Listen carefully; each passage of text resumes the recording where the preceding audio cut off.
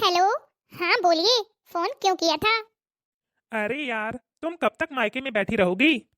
वो भाभी अभी तक अपने मायके से नहीं आई हैं। अगर वो आ जाती हैं तो मैं उनसे मिलकर आ जाऊंगी। तुम भाभी के चक्कर में ही पड़ी रहना। यहाँ से तो तुम्हें कोई मतलब ही नहीं है। अरे अरे, आप इतनी जल्दी गुस्सा क्यों हो जाते हैं? मैं जल्दी आने की कोशिश करूंगी। Hello hello. लगता है कि फोन काट दिया। रेनू, रेनू। हाँ माँ, बोलो। बेटा, दामाद जी गुस्सा हो रहे थे क्या? अरे नहीं नहीं माँ, बस वो जल्दी आने को बोल रहे हैं। अच्छा, तू जा रही है क्या बेटा? हाँ माँ, वही तो सोच रही हूँ जाने के लिए। माँ, एक बात बताओ, भाभी कब तक आएंगी? पता नहीं बेटा, तेरी भाभी तो कह रही थी कि आज आ जाएगी, लेकिन अभी तक उसका कुछ पता नहीं। उसकी सारी बातें झूठी ही रहती हैं। अगर दामाद जी गुस्सा हो रहे हैं तो तुम चली जाना। अरे नहीं नहीं माँ, आज भाभी को आना है तो मैं उनसे मिले बिना कैसे जा सकती हूँ? एक तो मायके में इतने दिनों बाद आई हूँ, उनसे भी मिल लेती तो अच्छा रहता। उन्हें भी अच्छा लगता और मुझे भी। भाभी क्या सोचेंगी मेरे बारे में कि ननद रानी मुझसे मिले बिना ही चली गई। ठीक है बेटा, जैसी तुम्हारी मर्जी। दामाद जी से थोड़ा बात कर लेना, कहीं वो गुस्सा न करें तुम पर। ठीक है माँ। माँ, भाभी से आज आपकी बात हुई है क्या? हाँ बेटा, आज तो बोल रही थी कि वो आ रही है। ठीक है माँ, मैं आज भाभी के लिए उनका फेवरेट खाना बना देती हूँ। कोई दिख नहीं रहा है। अरे सासू माँ, आप यहाँ बैठी हो? प्रणाम सासू माँ। खुश रहो बहू, खुश रहो। और मायके में सभी लोग कैसे हैं? सब ठीक है सासू माँ। एक बात बताइए, रेनू दीदी है या फिर चली गई अपने ससुराल? अरे नहीं नहीं बहू, अभी वो नहीं गई है। वो तुम्हारा ही इंतजार तो कर रही थी कि भाभी आ जाएंगी तो मैं मिलकर चली जाऊंगी। अच्छा, तो रेनू दीदी कहीं दिख नहीं रही हैं, कहाँ चली गई हैं? अरे बहू, सुबह सुबह तुम्हारी बातें ही हो रही थी कि आज भाभी आने वाली है तो उनके लिए उनका फेवरेट खाना बनाऊंगी। बस खाना बनाने में लगी होगी। रुको, मैं अभी बुलाती हूँ उसको। रेनू, रेनू। हाँ माँ। अरे भाभी, आप कब आई? नमस्ते भाभी। नमस्ते नमस्ते रेनू, कैसी हो आप? मैं ठीक हूँ भाभी, बस आपका ही इंतजार कर रही थी। भाभी, आप कैसी हो? अरे रेनू, आप तो देख ही रही हो ना कि मैं मायके से आई हूँ तो कैसी रहूंगी। अच्छी हूँ। हाँ भाभी, ये तो है, हर लड़की अपने मायके जाकर अच्छी ही रहती है। लाइए भाभी, दीजिए अपना पर्स, मैं रख देती हूँ। अच्छा आप ये बताइए, चाय पियेंगी या कॉफी? बाहर बहुत ठंड थी, आप एक काम करो, बढ़िया अदरक वाली कड़क चाय बना के ले आओ, सारी थकान उतर जाएगी। और हाँ, मेरा पर्स थोड़ा संभाल कर रखना। ठीक है भाभी। अच्छा सासू माँ, एक बात बताइए, रेनू दीदी इतने दिनों से मायके में है, ससुराल वाले गुस्सा नहीं कर रहे? अरे ससुराल वाले तो गुस्सा कर ही रहे हैं बहू, लेकिन रेनू तुमसे मिलने की रट लगाई थी कि जब तुम आ जाओगी तो तुमसे मिलकर ही जाएगी। इसी कारण ये रुक गई। क्या सासू माँ, इनको तो चले जाना चाहिए था, फालतू में मेरा इंतजार करती रही। उनके ससुराल वाले क्या सोचेंगे कि इतने दिनों से उनकी बहू मायके में बैठी हुई है। और वैसे भी फोन से बात तो होती ही रहती है। अरे बहू, इतने दिनों में तो वो आती है और तुमसे मिले बगैर वो कैसे चली जाती? बड़ी आई, भाभी से मिलकर जाएंगी। मैं बहुत अच्छे से जानती हूँ कि वो अभी तक क्यों नहीं गई। क्या हुआ बहू, ये मन में क्या बड़बड़ा रही है? अरे नहीं नहीं सासू माँ, ऐसी कोई बात नहीं है। भाभी, ये लीजिए आपके लिए अदरक वाली चाय। कैसी बनी है भाभी? ठीक है, लेकिन ज्यादा मजा नहीं आया, एकदम कड़क नहीं है। कोई बात नहीं भाभी, आप अगली बार से मुझे अपनी तरह चाय बनाना सिखा दीजिएगा, फिर मैं उसी तरह बना दिया करूंगी। क्यों ननद रानी जी, आपको अपने ससुराल नहीं जाना है क्या? मेरे लिए चाय ही बनाती रहोगी? बहू, तुम ऐसा क्यों बोल रही हो? अरे सासू माँ, मेरा और रेनू दीदी का मजाक वाला रिश्ता है, तो बस मैं मजाक कर रही थी। ननद भाभी का रिश्ता तो होता ही ऐसा है, आप भी क्या सीरियसली ले लेती हो? वैसे रेनू, बुरा ना मानो तो एक बात कहूँ? हाँ हाँ भाभी, बोलिए। मायके में रहकर तो आप एकदम चमक गई हो। क्यों भाभी? अरे मेरे कहने का मतलब है कि जब आप अपने ससुराल से आई थी ना, तब आपकी रंगत कुछ अलग थी। यहाँ पर रहकर आपका फेस ग्लो करने लगा है। सासू माँ जी ने ऐसा क्या खिला पिला दिया आपको? अरे बहू, जब रेनू मायके आती है ना, तो यहाँ के पानी में पता नहीं ऐसा क्या है कि उसके रंग में निखार आ जाता है। तू भी तो जब मायके से आती है तो क्या गजब दिखती है, और यहाँ रहकर तेरे चेहरे में चमक आ जाती है। भाभी भाभी, खाना लगा दूं क्या? हाँ रेनू, खाना लगा दो, बहुत भूख लगी है। भाभी यहीं पर खाओगी या फिर बाहर हॉल में? अरे नहीं नहीं रेनू, बाहर हॉल में ही खाएंगे। माँ आप भी आ जाओ खाना खाने के लिए। हाँ हाँ बेटा, चलो मैं आती हूँ। आज तो मैंने भाभी की सारी मनपसंद चीजें बनाई हैं, भाभी देखकर खुश ही हो जाएंगी। वैसे रेनू, तुम्हारा सूट बहुत अच्छा लग रहा है। अच्छा, सच में भाभी? हाँ हाँ रेनू, ये सूट तो माँ ने दिलवाया था। अच्छा, आखिर बेटी बेटी ही होती है।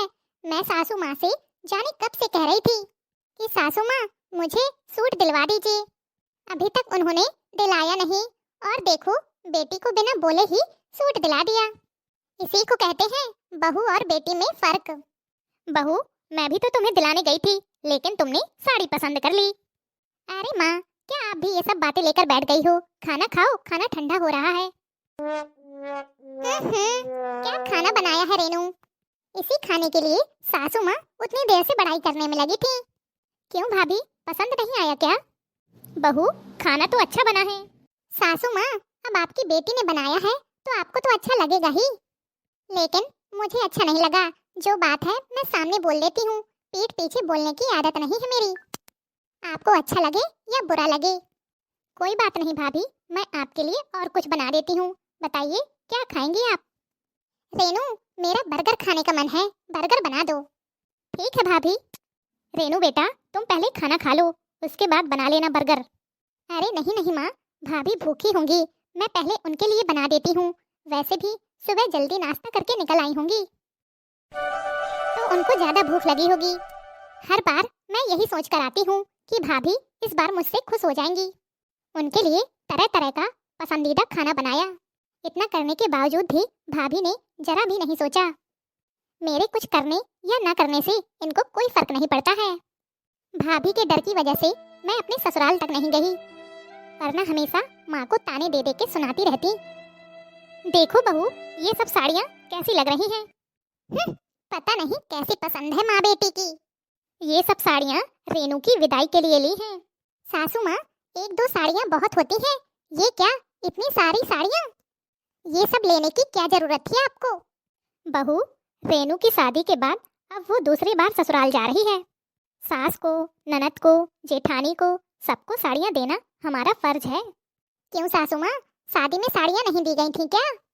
अब हमेशा ही थोड़ा साड़ियाँ देते रहेंगे, और वैसे भी पैसों का पेड़ थोड़ा लगा है घर में।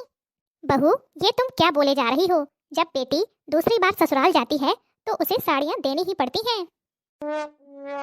अच्छा, ऐसी बात है। जब मैं यहाँ से गई थी तब तो आपने मेरे फैमिली वालों को कपड़े दिए थे क्या? आप तो शुरू से ही बेटी और बहू में फर्क करती आई हो। बहू, तुम ये क्या बोले जा रही हो? मैंने तुम्हें कपड़े दिए थे या नहीं, इतनी जल्दी भूल गई? अपनी माँ के लिए, अपने भाई के लिए, अपनी चाची के लिए, अपनी भाभी के लिए, सबके लिए तो कपड़े लेकर गई थी। ननद के लिए मैंने एक दो साड़ियाँ ज्यादा क्या ले ली तो तुम्हें परेशानी होने लगी। भाभी, ये लीजिए आपका बर्गर। रेनू, रहने दो, मेरी भूख खत्म हो गई, मुझे नहीं खाना। क्या हुआ भाभी? क्या होना है, सासू माँ ने इतनी बातें सुना दी कि मेरा बातों से ही पेट भर गया। बहू, मैंने ऐसा क्या बोल दिया जो तुम्हें बुरा लग गया? अरे क्या भाभी, आप भी ना माँ की छोटी छोटी बातों को दिल पर ले लेती हो। माँ तो ऐसे ही कुछ भी बोलती रहती है। आप खाइए ना, मैंने कितने प्यार से बनाया है। अच्छा ठीक है। ये क्या, बर्गर ऐसे बनता है क्या? रेनू दीदी, आपको बर्गर बनाना भी नहीं आता? क्या हुआ भाभी, मैं तो ऐसे ही बनाती हूँ। मेरे घर वालों को मेरा बनाया हुआ बर्गर बहुत पसंद आता है। पता नहीं आपके ससुराल वाले कैसे खा लेते हैं ये बर्गर, मुझे तो जरा सा भी अच्छा नहीं लगा।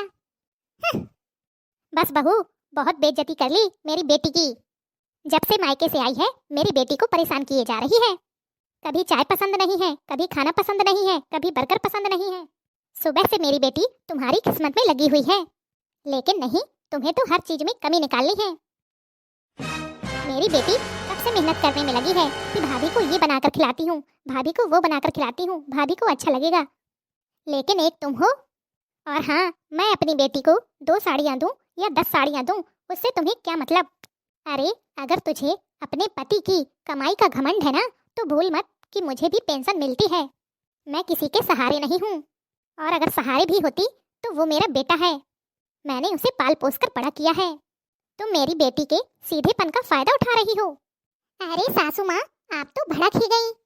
मैंने ऐसा भी क्या कह दिया? तुमने एक बार भी अपने मन से सोचा कि सुबह से मेरी बेटी भूखी प्यासी तुम्हारे लिए तरह तरह का व्यंजन बनाने में लगी है, अपनी भाभी को खुश करने की कोशिश में लगी है। तुम इस बार मायके से सोच कर ही आई थी क्या कि जाऊंगी तो ननद की बेइज्जती करूंगी? 4 दिन से तुम्हारे इंतजार में है, भाभी आज आ जाएंगी, भाभी कल आ जाएंगी। और एक तुम हो कि आते ही ननद पर चढ़ गई कि वो अपने ससुराल क्यों नहीं गई, यहाँ पर क्यों रुकी हुई है। कब से सुने जा रही हूँ मैं, मुझे लगा अब शांत हो जाएगी, अब शांत हो जाएगी, पर नहीं, तू तो रुकने का नाम ही नहीं ले रही। जब तुम अपने मायके जाती हो तो तुम्हारी भाभी तुम्हारे साथ ऐसा ही करती है क्या जो तुम मेरी बेटी के साथ कर रही हो? अरे थोड़ा सा तो शर्म करो। मेरी बेटी यहाँ रोज रोज नहीं आती।